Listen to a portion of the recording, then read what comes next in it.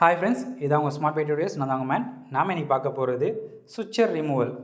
சுவிட்சர் removal அப்படின்னா என்னென்னு பார்த்தீங்கன்னா, ஃபஸ்ட் லாஸ்ட் செஷன் இது மாதிரி ஏதாவது பிரச்சனைனால வந்திருக்காங்க பேஷண்ட்டு. இப்போ வந்து என்ன பண்ணியிருப்பாங்க, சுவிட்சரை மட்டும் ரிமூவ் பண்ணுறதுக்காக வந்திருப்பாங்க. அப்படி வந்திருக்கும்போது இதை எப்பப்போ பே பண்ணலாம், எப்பப்போ பே பண்ணக்கூடாது அப்படின்னு பார்த்தீங்கன்னா, ஃபஸ்ட்டு எப்போ பே பண்ணலாம் அப்படின்னு பார்த்தீங்கன்னா,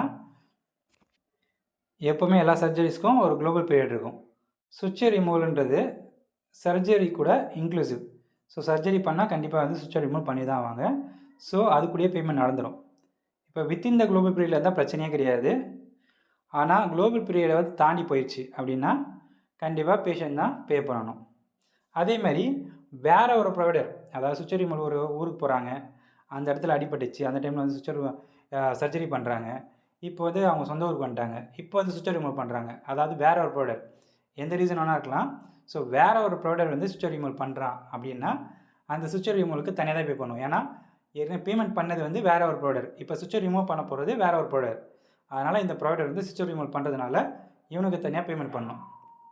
ஸோ இது மாதிரி நம்ம சுவிட்சர் ரிமூவலுக்கு தனியாக பேமெண்ட் பண்ணோம். அப்போ எப்போ பே பண்ண தேவையில்ல அப்படின்னு பார்த்தீங்கன்னா, எந்த ப்ரொவைடர் வந்து சுவிட்சர் ரிமூவல் அதாவது சர்ஜரி பண்ணாரோ அதே ப்ரொவைடர் தான் சுவிட்சர் ரிமூவல் பண்ணுறாரு வித்தின் த குளோபல் பீரியடில் அப்படின்னும்போது நம்ம வந்து தனியாக வந்து பேமெண்ட் தரணும்னு அவசியம் கிடையாது. ஏன்னா சர்ஜரி கொடுக்கும்போதே அந்த பேமெண்ட்லேயே அது இன்க்ளூசிவ்.